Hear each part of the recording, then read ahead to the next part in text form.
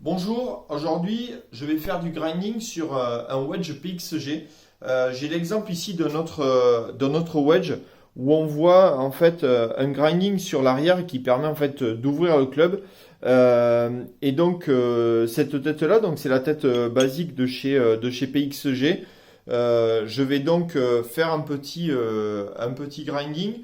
Ce qui va me permettre aussi donc d'alléger, ou une des conséquences en tout cas, c'est que ça va alléger le wedge, ce qui fait que derrière je vais devoir le rectifier pour l'équilibrage. Donc je vais commencer de suite par la première bande, et puis ensuite je ferai un petit montage parce que ça dure quand même assez longtemps.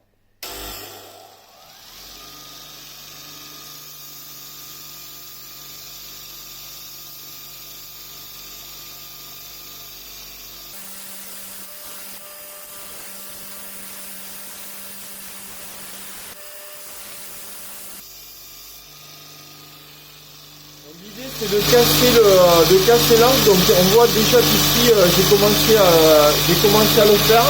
Voilà, et puis progressivement je vais enlever et surtout je ne vais pas oublier de regarder régulièrement en fait l'arc de la semelle.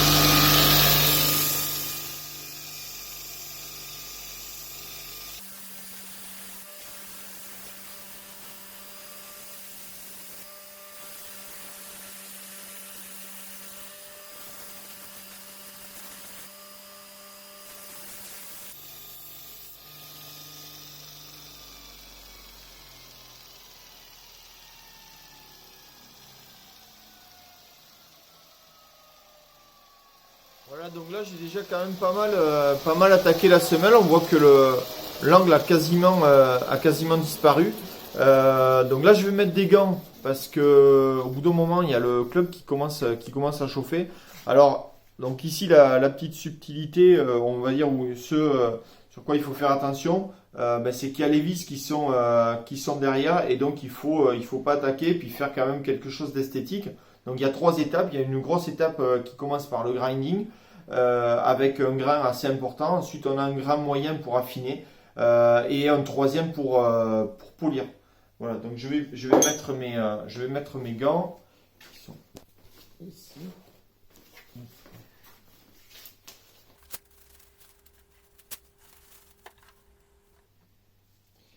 Allez, c'est reparti.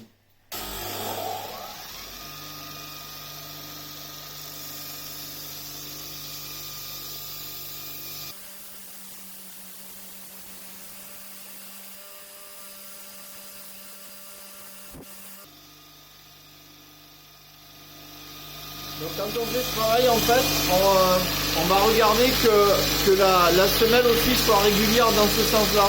Parce que si on pense, on va pas avoir une régularité de semelle qui soit très bonne. Ça ressemble à du shape answer, mais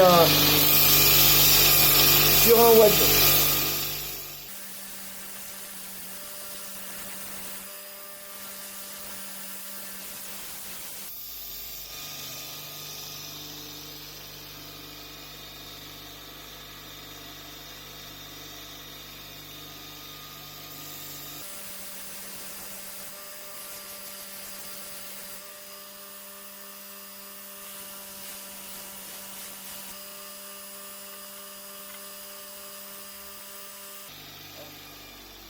Donc voilà, là j'ai fini la partie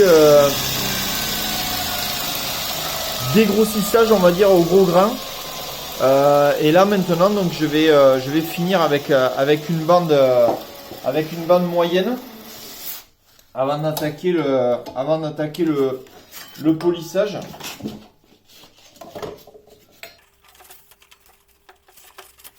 Donc ça, c'est un travail qu'on fait régulièrement pour les joueurs pros. Parce qu'en fonction des conditions, ils vont jouer les mêmes wedges, mais avec des bounces différents, notamment quand ils vont jouer sur des links. C'est beaucoup plus ferme et dans ce cas-là, ils demandent à avoir beaucoup moins de bounce pour que la semelle rebondisse moins sur le sol.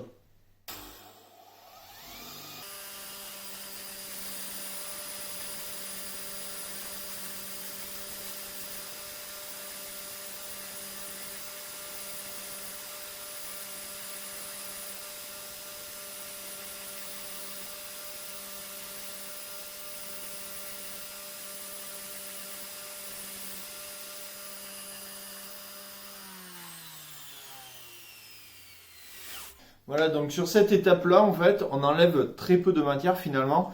On vient juste arrondir parce qu'avec les vibrations et le gros grain, ça va créer des petites facettes sur la face de club. Et donc, ça permet là, d'avoir une finition plus propre.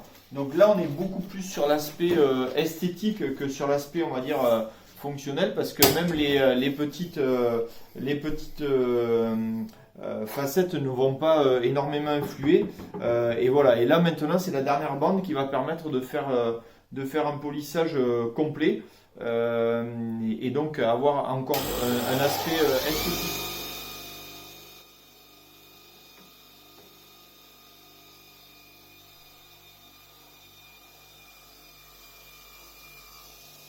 Donc là on peut voir la différence entre le polissage et la partie gringuée.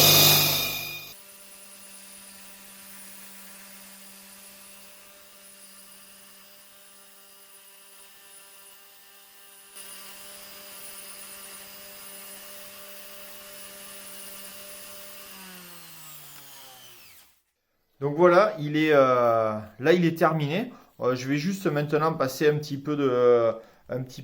papier spécial pour le rendre encore plus lisse. Donc là, il faut savoir que quand on fait cette opération-là, on fait sauter la première partie de chrome. Donc c'est une partie qui va rouiller légèrement. Mais de toute façon, quand vous faites des sorties de bunker, avec le sable, petit à petit, la semelle va se poncer. Donc vous avez au final exactement la même chose. Donc on peut voir ici que j'ai pas touché au vis et que là donc je suis venu poncer cette partie-là qui va permettre d'ouvrir le club par exemple lorsqu'on veut faire des sorties de bunker ou surtout des lob shots. Donc voilà, le club est terminé. Maintenant je vais le peser et une fois que je l'aurai pesé lors du montage, je pourrai faire un équilibrage complet. Donc, merci, j'espère que ça vous a plu. Et si je peux, régulièrement, je vous ferai des petites vidéos comme ça.